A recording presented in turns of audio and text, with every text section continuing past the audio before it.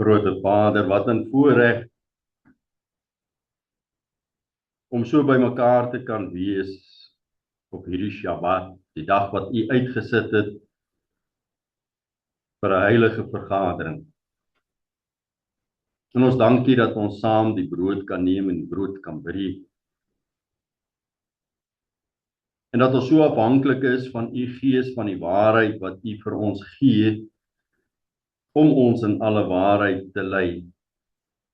Help ons ook om U woord te lees, te verstaan en gee aan ons die openbaringskennis van wat ons moet weet, wat vir ons belangrik is en wat in U tydsskedule is, wat vir ons moet oopgaan. Ons dankie daarvoor, Vader, ons loof en prys U wonderlike naam, mag U vereer en verheerlik word in hierdie vergadering. In Yahshua se naam bid ons dit. Amen.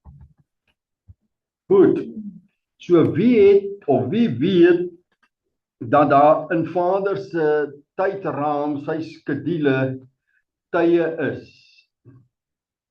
Eerstens tye van sy feeste en dis op bepaalde tye. Dan is daar tye wanneer sekere goed in die gees oopgemaak word vir mense, ander tye nie. Jy sal dit lees en jy sal dit nie so verstaan, want dis nie jou tyd nie. Daarom lees jy die skrif in 'n jaar daarna, dan kyk jy en sê jy, wow, is dit wat hier eintlik staan? Ek lees dit al 80 jaar en ek het dit nog nooit so gesien. Want dis nou jou tyd. Of jy moet dit weet vir persoonlike rede of om met iemand anders te deel. En dit is hoe Vader werk, want sy woord is lewend. Baie keer gee ons leringe hiervan af of dit gaan uit en daarna praat 'n ou met ons en hy sê vir ons ABC en dan sê hy, wow, ek het hierdie ding nou gekry en sê, jene, ons het dit 3 jaar terug gehanteer en jy was daar, maar jy het dit net nie gesnap het. Dis hoe dit werk. Daarom is dit belangrik om vir Vader te vra om vir ons te wys, dat ons moet weet wat staan in sy woord vir hierdie tyd en hierdie seisoen. Want dit is belangrik vir ons om te weet, en daar's 'n dieper openbaring van die woord wat wêreldwyd gaan begin vloei. Mense gaan die woord begin verstaan soos wat die woord sê en nie soos wat dogmas en doktrines ons al die jare geleer het nie. Want dit is vir ons nodig om die waarheid te ken sodat die waarheid ons kan vrymaak vir die tye wat gaan kom. Ja. So dit gaan gebeur al meer en meer. So hoe besluit Vader om dit te doen? Wat is groter as sondevergifnis? Ons het gesien en dit klink hard vir ons want ons het dit anders geleer. Self Yahshua se bloedoffer is nie voldoende om jou sonde te vergewe nie. Want sonde sal nooit ongestraf bly nie, maak nie saak wat die offer is. Ek skok ons, dit bots met ons, maar dis soos dit is. Daarom het Yahshua iets kom doen groter as sondevergifnis. Ja, sy bloed is groter as die van diere. Want sy bloed kan ons gewete reinig van dooie werke wat daai bloed nie kon. So daar's 'n aanpassing, daar's 'n verbreding, daar's iets groters net in die offer. Maar dit gaan nie oor die offer nie, die opstanding is groter as die dood. Die lewe is ons groter as die dood. Wat aan die kruishout gebeur het is fenomenaal groot. Maar daar's groter as dit. Aan die kruishout kry jy vergifnis vir sonde, maar die opstanding van die dode word die sonde weggevat. Dis 'n groot verskil. Baie groot. Dis soos jy het 'n koppie en iemand kom sit 'n doek daaroor. Daai sonde is vergewe. Maar Vader straf dit as daai koppie vol is. Hy straf jou. Hy sê so. Maar as hy daai koppie heel wegvat, dan is daar nie straf oor nie. Want daar's niks nie. Dis hoekom die woord sê Yahshua die sonde op hom geneem. Nou ons moet verstaan wat dit beteken. Ons gaan vandag op die einde bietjie kyk daarna, want baie skrifte is daar, maar is nog nie vervul nie. Dis profesie vir die toekoms. En wanneer ons dit nou neem en dink dis nou tyd, dan werk dit nie, dan val dit ons geloof aan en ons begin agteruit gaan. Want dit werk, dit staan in die woord, maar dis nie so nie. En dis nie omdat dit nie waar is nie, dis net nog nie tyd nie. En dis presies wat Daniël sê. Die engele openbaar aan hom hierdie dinge wat nou moet gebeur aan die einde van die dae, En hy sê, hou hierdie boek verseël. Dis nog nie nodig vir die mense om te weet wat hier staan. Nou soos God se hele woord. Wanneer 'n tyd is vir jou, sal jy verstaan. As jy na die waarheid soek.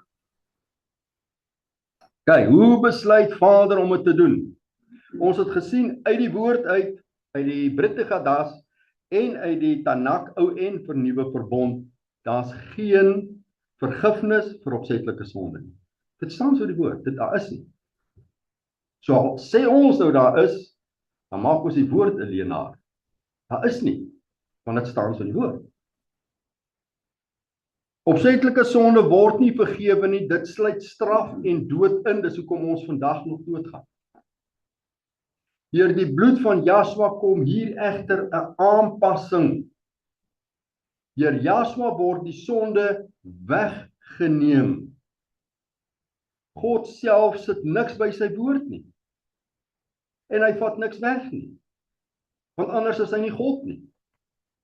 Hy sê self, ek verander wat oor my lippe gegaan het nie, ek herroep niks nie. So hy kan nie sy eie woord eers verander nie. Dan diskwalifiseer dit hom om God te wees uit sy eie woord uit. Daarom verbreek hy goed. Hy bring goed wat groei, wat groter word. Die oue is nog steeds daar, dit gaan net groter. Daar's net 'n groter openbaring.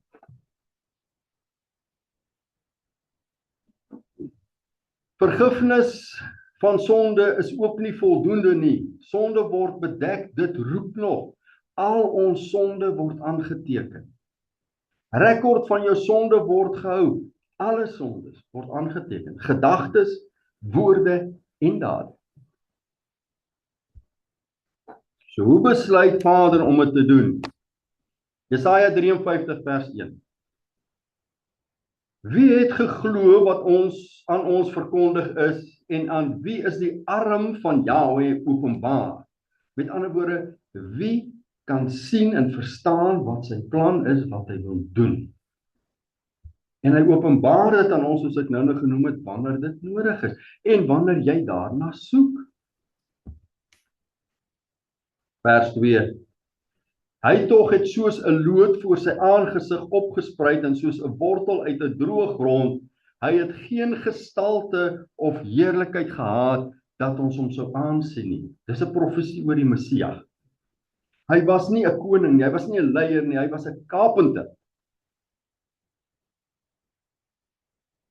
Hy het geen heerlikheid gehad nie, hy het geen status, gestalte gehad dat mense hom sou volg omdat hy 'n leier was, 'n gesiene man was. Hy het geen voorkoms gehad dat ons hom sou begeer nie.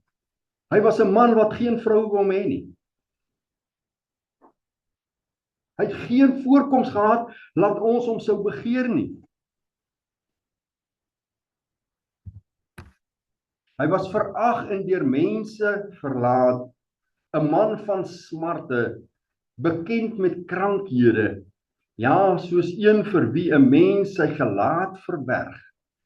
Niemand wou met hom meng nie. Almal het weggedraai van hom, veral toe hy aan die kruishout gehang het. Hy was verag en ons het hom nie geag nie. Nogtans het hy ons krankhede op hom geneem en ons smarte die het hy gedra. Maar ons het hom gehou vir een wat geplaag en deur God geslaan en verdruk was. Maar hy is ter wille van ons oortredinge deurboor. Ter wille van ons ongeregtighede is hy verbrysel. Die straf wat vir ons shalom, vrede bring, was op hom. En deur sy wonde het daar vir ons genesing gekom. Nou al hierdie is woorde wat gespreek is deur die profeet Jesaja, wat in vervulling gekom het toe Jaswa gekruisig is. So al daai woorde is kragtig as jy dit gebruik. Vat net die laaste een, dis wat ek probeer poog wys uit die woord uit, laat nie alles is altyd daar nie.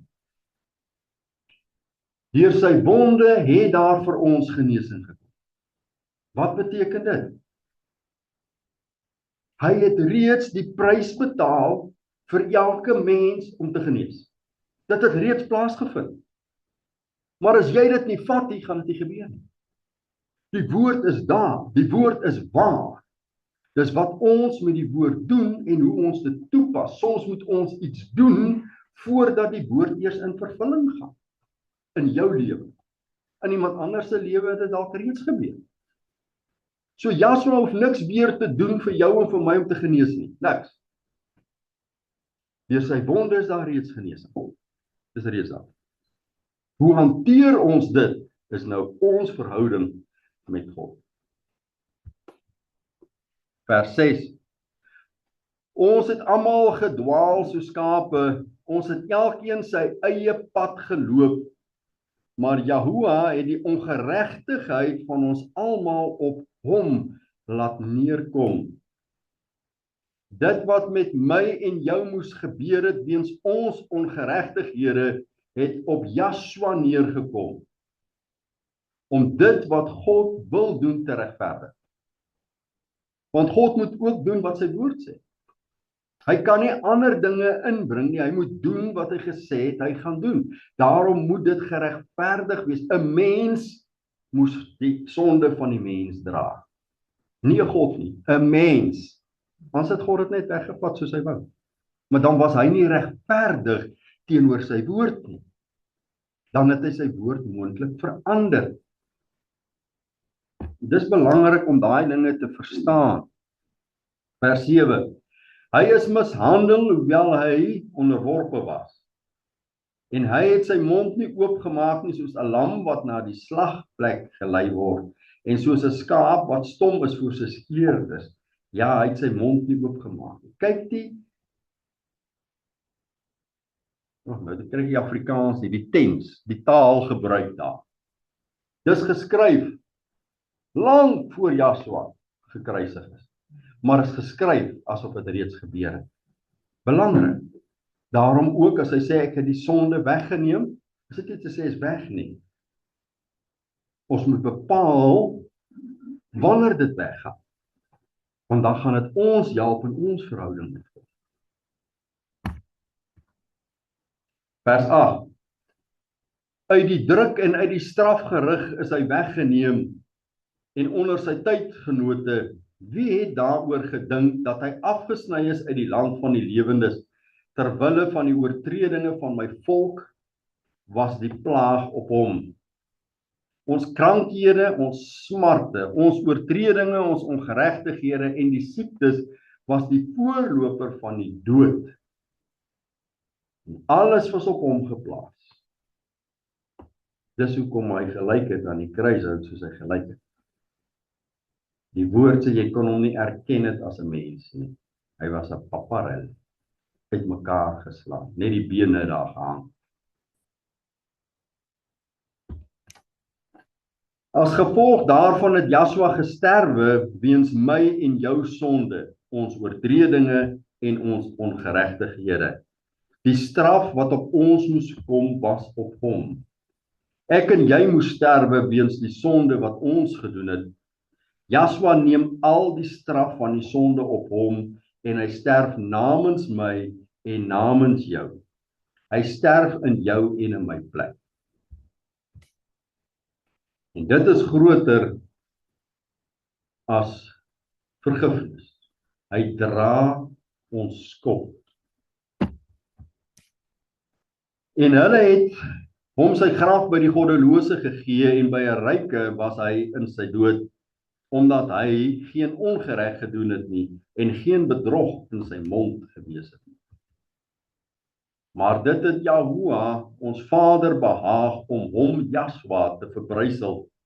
Hy het hom krank gemaak en sy siel die bloed as 'n skuldoffer aangebied. Hoekom het Vader dit gedoen?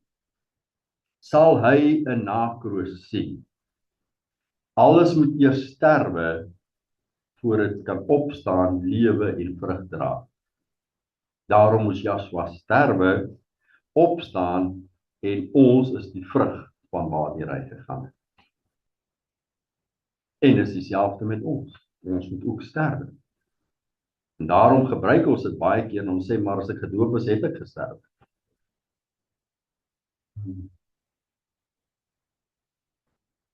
Daar het jy begin om 'n pad te stap. Weet jy hoeveel mense is gedoop, geesgevuld en doen nog sonde? Party van hulle doen erger as voor die tyd. Vir kort tydjie kan jy die vrug sien, dan gaan hy terug na die wêreld. So waar is hy dood? 'n Nuwe mindset het begin, maar hy is dood. Hy lewe. As jy maar uit die graf uithaal, uit die waterbad uithaal, hy lewe, hy is dood nie. Kyk, daar's die fisiese, daar's die geestelike en die sielsaspek wat ons in gedagte moet hou. Want Joshua het fisies gesterf. Fisies sy liggaam. Dit was nie 'n geestelike ding nie. Daar's van die kerke wat nou begin sê dis geestelik, hy het fisies gesterf.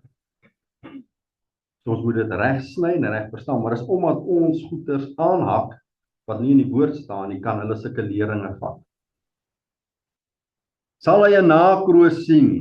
Hy sal die dae verleng en die welbehae van Jahua sal deur sy hand voorspoedig wees. Hoe doen Joshua dit vir ons, of namens ons? 2 Korintiërs 5 vers 20. Ons tree dan op as gesande om die Messias wil, asof God deur ons vermaan. Ons bid julle om die Messias wil, laat julle met God versoen. Dan moet 'n versoening plaasvind, want hy het hom wat geen sonde geken het nie, sonde vir ons gemaak, sodat ons kan word geregtigheid van God in hom. Al daai dinge is kardinaal om te verstaan wat beteken geregtigheid van God en wat beteken in hom. In hom beteken nie ek weet van hom. Dis 'n groot verskil. In hom beteken nie ek bely hom nie. In hom beteken ek en hy loop so een. As God gaan ek. As God sit ek. Daar's geen onderskeid tussen my en God nie. Ons is egaat, soos hy en Vader een is. Dis in iemand. Dis in hom. Goed, so ons is nog nie daar nie. Ons kan ingaan en uitkom, ons is nie heeltyd in hom nie. Hy's in ons is nie in hom nie.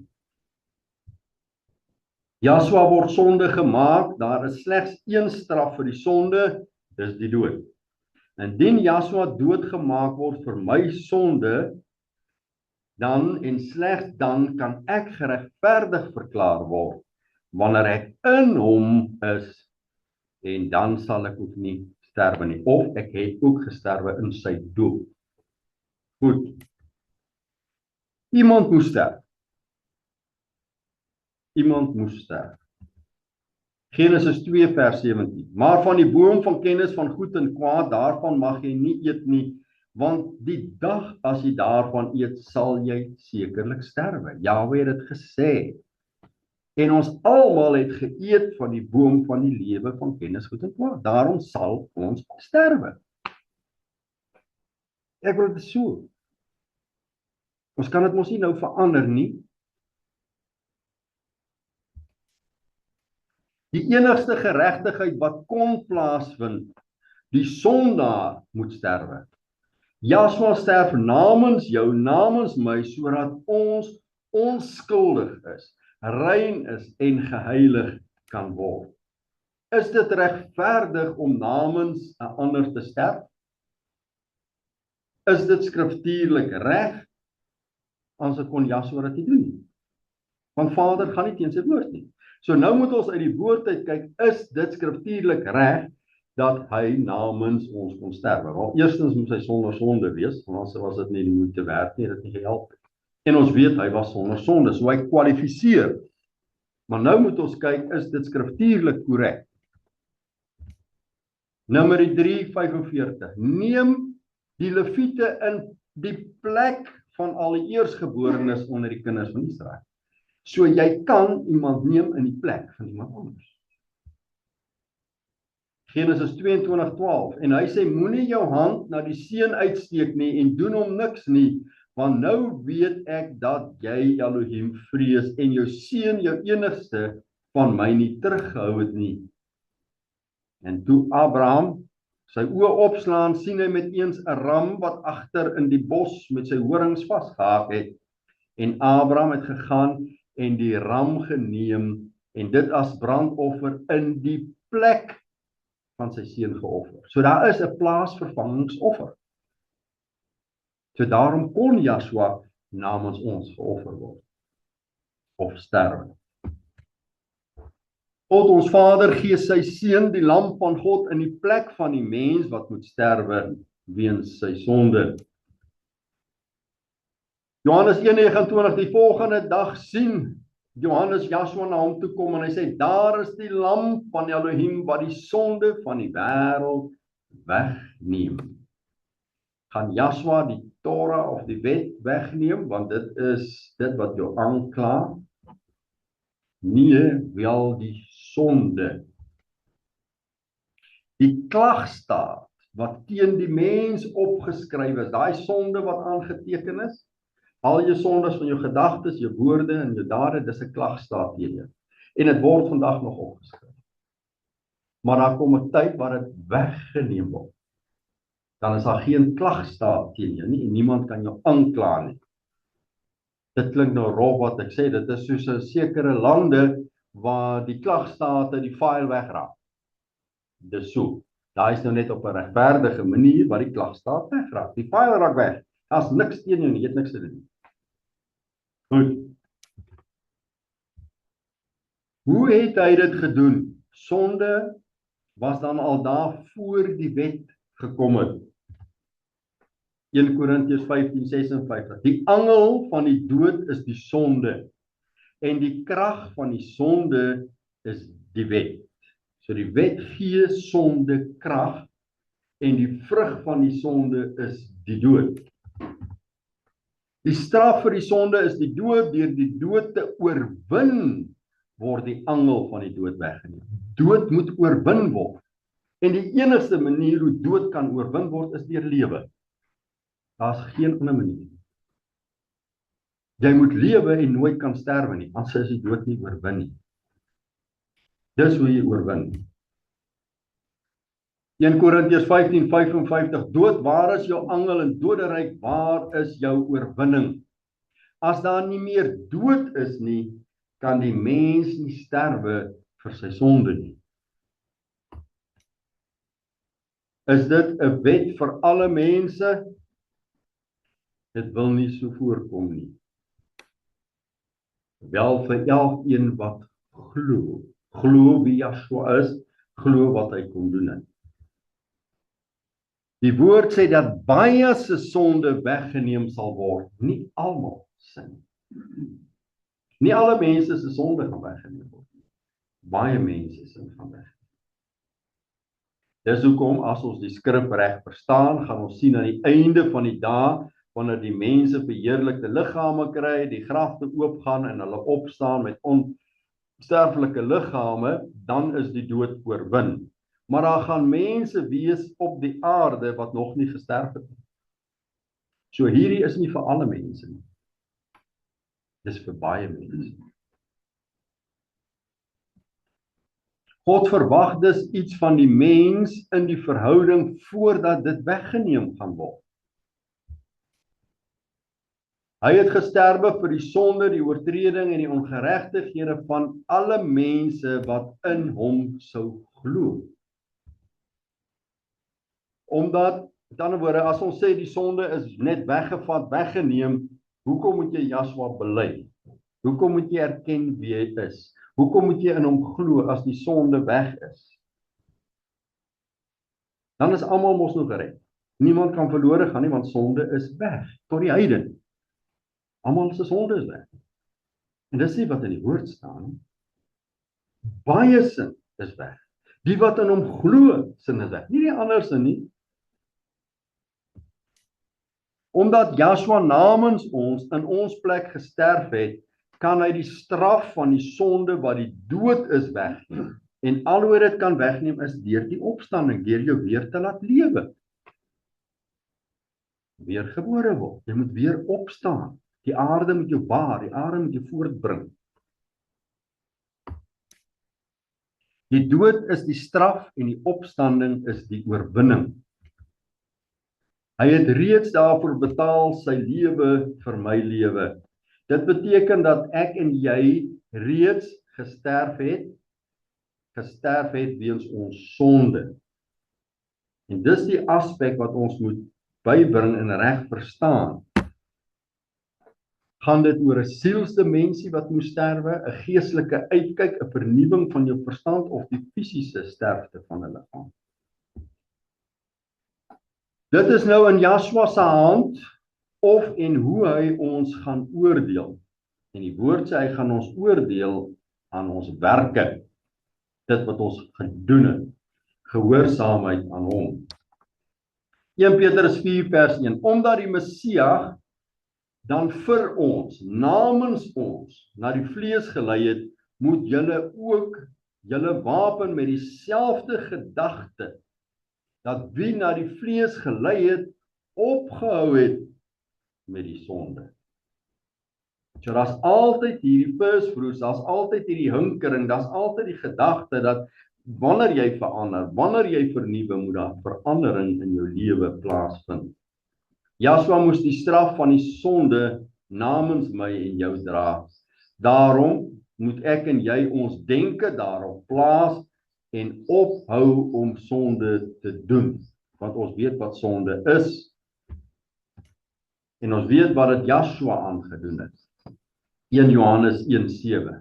Maar as ons, voorwaarde, as is 'n voorwaarde, as ons in die lig wandel soos hy in die lig is, nie soos ons dink ons moet wandel nie, soos hy gewandel het, dan het ons gemeenskap met mekaar. En die bloed van die Messias sal, sy seun sal ons reinig van ons sonde. 'n Voorwaarde. Jy moet die lig wees soos hy die lig is. Jy moet die evangelie verkondig soos hy dit gedoen het. Jy moet die siekes genees soos hy dit gedoen het. Jy moet alles wat Vader sien doen net soos hy dit gedoen het. Dan gebeur dit eers. Kan ons sien hoe ver is ons daarvan af? En julle, dit moet ons nie bang maak en sê, ek kan dit nie maak nie. Dis wat die apostels vir hom gesê het. Meeste, wie gaan dan ooit gered word? Want ons kan nie al die goed doen nie. En hy sê, by die mens is dit nie moontlik nie, maar by God is alle dinge moontlik. Maar jy moet ten minste jou denke vernuwe en weet van my kant af, verwag God dat ek iets moet doen. Kan nie niks doen nie. Kan nie niks doen nie. Hy verwag van ons om te wandel soos sy seun Joshua gewandel het op hierdie aarde, te doen wat Joshua gedoen het.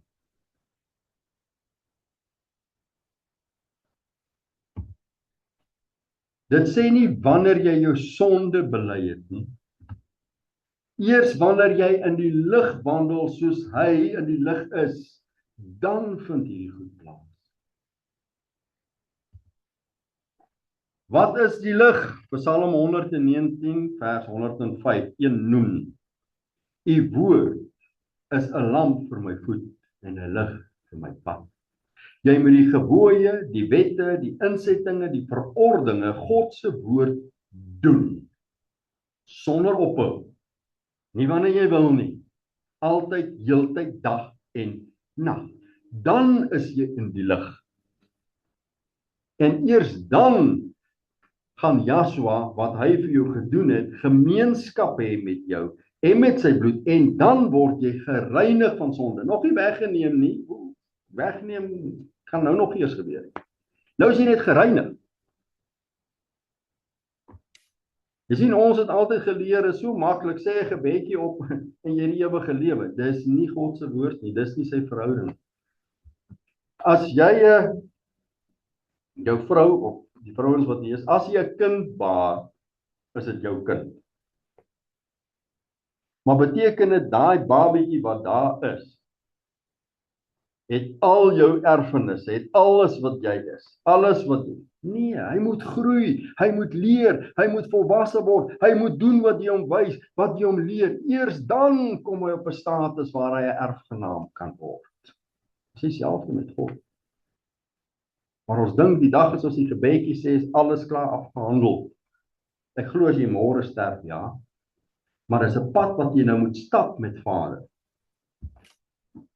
Ons moet nie verbaas wees as ons hoor dat die vergifnis van sonde nie genoeg is nie. Wat sê Saul hiervan af? Hy was 'n rabbi gewees, hy was 'n leraar van die Torah, Hy het die Torah verstaan, hy was geesgevul, hy het die kombinasie van die twee na vore gebring. Hy sê vir ons, 1 Korintiërs 15 vers 16. Want as die dode nie opgewek word nie, dan is die Messias ook nie opgewek. So hy sê, ek is so seker, soos wat ek hier met julle praat, dat iewers along the line, gaan die dode in Joshua lewend gemaak word. As dit nie gaan gebeur nie, het Joshua ook nie opgestaan. Dan is dit 'n storie. Hy sê, en as die Messias nie opgewek is nie, dan is julle geloof nutteloos. Dan is julle nog in julle sondes. Wow, wat sê hy? Hy sê die vergifnis of die wegneem van sonde is nie wat aan die kruis gebeur het nie. Dit gebeur deur die opstanding van die dode. Wat sê dit? As die Messias nie opgestaan het uit die dode nie, opgeswek is uit die dode nie, dan is jy nog in jou sonde. So wat op die kruis gebeur het, vat nie die sonde weg nie. Wat opstaan uit die dode, want hy die dood oorwin, dit vat sonde weg. Ek wil, Paulus sê dit toch duidelik. Dan is ook die wat in die Messias ontslaap het, gelowiges wat al dood is verlore. So as die dode nie gaan opstaan nie, as ons nie dood gaan oorwin nie, dan is alles verlore. Alles verniet. Die sonde is vergeef, maar nie weggeneem nie. Hy verwys na die wedergeboorte, wanneer die dood oorwin is, sonde weggeneem word, en die mens nie meer sonde kan doen nie, of sonde gaan doen. Ek het weer daai gedeeltetjie gebestudeer, al die verse aangaande die opstanding uit die dode, aangaande die wedergeboorte. Toe het ek hierdie enorme openbaring ontvang, en gaan doen asseblief self 'n studie, dat die Gees julle self wys. Die boek wat Johannes geskryf het, sê daar een vers, en dis waar ek begin het, toe sê die Gees vir my, gaan terug en lees die hele boek, en kyk wat gaan hier aan. Daai vers sê, julle is gewederbaar, en daarom kan julle nie meer sonde doen. Toe sê ek, maar Abba, hierdie wat Johannes sê, botsteen Paulus, botsteen al hierdie goeders, botsteen wat u my gewys het, dat ons eers gewederbaar word as ons opstaan uit die dode. Dit bots. So hoe kan hy dit? Hy sê, gaan terug en dan gaan kyk jy. Nou kan julle self daai studie doen. Alles wat Johannes skryf, was mense wat gesê het, ek is gered, dan sê hy dit. Mense wat sê, ek het God lief, hy sê, maar as jy God lief het, moet jy dit doen. Alles, daai hele boek, so daar's mense wat gesê het, ek is gewederbaar, toe sê, maar as jy gewederbaar is, dan kan jy nie meer sonde doen. So as jy nog sonde doen, is jy nie gewederbaar nie. So lees daai hele boek, dan sal jy sien, hy spreek aannames aan van gelowiges wat gesê het, maar ek is in God, dan sê hy, as jy in God is, moet jy dit doen. So hy gee antwoorde op alle aannames wat gelowiges gemaak het. En dan sal jy verstaan, hy sê nie mense is gewederbaar nie. Hy sê, as jy klein wees gewederbaar, dan sal jy nie meer sonde doen. So lees gerus weer daai gedeelte. Matteus 19 vers 28, Joshua praat, hy sê, en Joshua sê vir hulle, voorwaar ek sê vir julle, dat julle wat my gevolg het in die wedergeboorte, wanneer die Seun van die mens op sy heerlike troon sit, sal julle ook op 12 trone sit en die 12 stamme van Israel oordeel. So hier sê Joshua, wanneer julle gewederbaar is, wanneer julle die pad gestap het wat ek gestap het van die wedergeboorte, wanneer sê Joshua dit? Voor sy kruisiging? Nee, na sy opstanding uit die dode. So hy sê hierso, ek is gewederbaar toe ek opgestaan het uit die dode. Julle almal wat uit die dode uit gaan opstaan, wat gewederbaar word, julle is die wat saam met my gaan regeer. So dis wat Joshua daar vir ons sê. En as jy mooi kyk waar die komma lê, kan dit ook, daar's mos altyd verskillende vlakke van openbaring. Joshua sê vir hulle, voorwaar ek sê vir julle, dat julle wat my gevolg het, In die wedergeboorte, die tydperk wat genoem gaan word die millennia, die tydperk wat genoem gaan word die tyd van die wedergeboorte, want almal daar wat regeer en gelowiges is gewederbaar. So dit gaan 1000 jaar wees van regeer van die wedergeborenes, saam Jaswa, die wat nie sonde gaan doen nie, want hulle is nou uit God se saad gebore. Hulle gaan saam Jaswa sekere dinge doen. Die vlees kan die koninkryk nie beerwe nie. So die koninkryk is eers vir ons toeganklik nadat ons gewederbaar is, nadat hierdie vleisbody nie meer daar is nie. So geen mens wat 'n hart het wat pomp kan gewederbaar wees. Jy kan nie die koninkryk van God ingaan nie. Vlees en bloed kan nie. Daar's altyd first fruits. Dis hoekom ek sê ons moet bepaal vlees, siel en die geestelike dimensie, die innermens. Ek kan wanneer ek bid in die innermens hierheen gaan na die troonkamer van God. Geen mens kan met sy vlees daar ingaan nie. Nog niemand het nie. Jaswa kon ookie teruggaan as hy nie gewederbaar was. Daarom glo ek met my hele hart, Elia is gewederbaar. Toe hy opgevaar het, Henog ook, hulle almal is gewederbaar. Jy kan nie met vlees daar ingaan. Dis wat die woord sê. So iets moes met die liggaam gebeur het, voordat jy die koninkryk van God kan ingaan. Ek praat nie van koninkrykswerke doen nie. Ek praat nie van laat die gees deur jou werk nie. Ek praat van om in die koninkryk van Jahweh in te gaan. Jy moet gewederbaar wees. Die vlees mag nie meer bestaan nie, want dit kan nie daar ingaan. So iets moet plaasvind. Daarna kom die einde wanneer hy die koninkryk aan God die Vader oorgee, as hy alle heerskappye en gesag en mag vernietig het. Wat het gebeur met die kruisiging en die opstanding? Hy het getriomfeer oor alle kragte en magte. Hy het dit nog nie vernietig nie. Daar's nog dood. Hy het dood oorwin, maar nog nie vernietig nie. As hy terugkom, gaan daai goed plaasvind. Vers 25. Want hy moet as koning heers totdat hy al sy vyande onder sy voete gestel het. En die laaste vyand wat vernietig word, is die dood. Die laaste een wat hy vernietig, is die dood. Sonde, dis tydens die wedergeboorte. Eers dan word dood vernietig. Nee. Is die sonde reeds weggeneem of wanneer gaan dit gebeur? Wanneer ons die woord ondersoek, is dit belangrik om die vrug of die manifestasie van die woord te soek. Anders is dit profesie. Dis nog nie in vervulling nie. Indien dit nie daar is nie, dan is die aanname dat dit 'n profesie is wat nog vervul gaan word.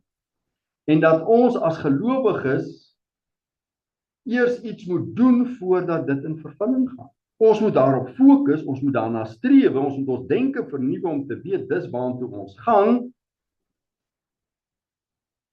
Vat hierdie een as voorbeeld. Galasiërs 3 vers 13. Die Messias het ons losgekoop van die vloek van die wet deur vir ons 'n vloek te word. Wie's ons? Alle mense, of net gelowiges, of net Israel, of net Juda. Wie's ons?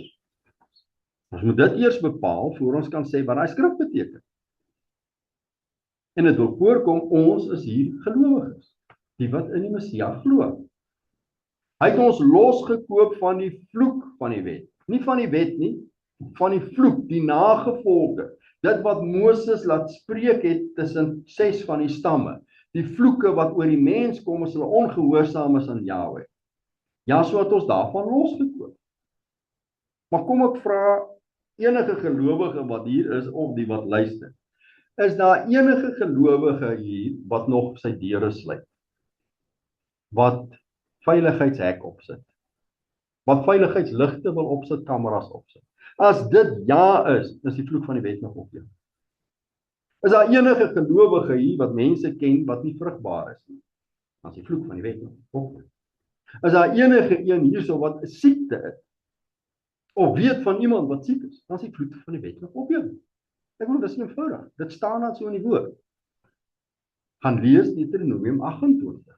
As jy ongehoorsaam is, gaan al hierdie vloeke oor jou kom. En dis oor gelowiges. So die vloek van die wet is nie weg nie. Die vloek van die wet is op Joshua. Nou moet ek en jy iets doen, dit hanteer, dit proklameer, en dan skuif dit van my af na hom toe. Anders was daar geen van hierdie Deuteronomium 28 se dinge in die wêreld. Ek dink nie daar's een land, een dorp waarvan ek weet waar daai vloek nie op rus nie. Rus op alle mense. Alle mense, heidene en gelowiges. Almal. Maar dis op Joshua.